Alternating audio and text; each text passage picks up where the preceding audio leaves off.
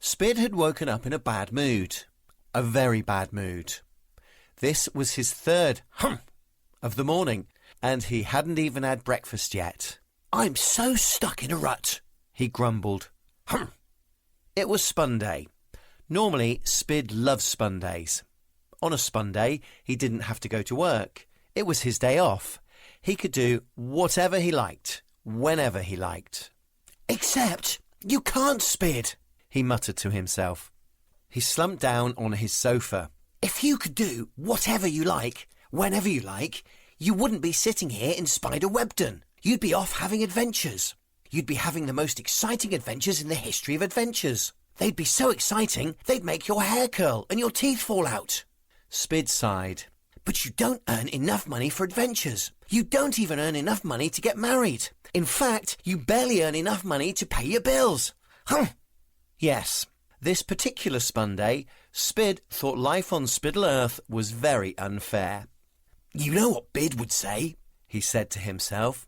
"Bid would say, 'Stop feeling sorry for yourself, Spid. Pull yourself together and pull your finger out. You've got enough of them.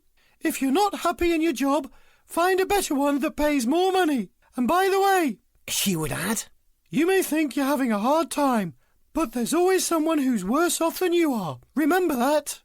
Spid thought about the other poor Spidlings who had less money than he did, the ones who didn't have enough to eat, the ones who weren't lucky enough to have jobs at all. "You're right, Bid," he said to Bid, even though she wasn't there. "I'm very lucky to have what I have. After all, there's more to life than money." Spid decided he was actually quite a lucky Spidling after all. He poured himself a bowl of grasshopper granola and made a cup of soothing Earl Moth tea.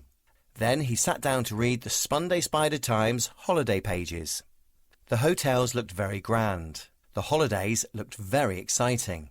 The food looked Spidlicious.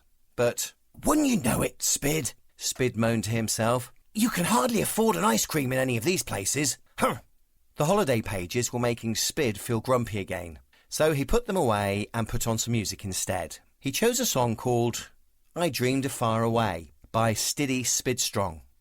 While he sat and listened to it, Spid did dream of Faraway, because that seemed like the only sensible thing to do when you listen to a song called "I Dreamed of Faraway."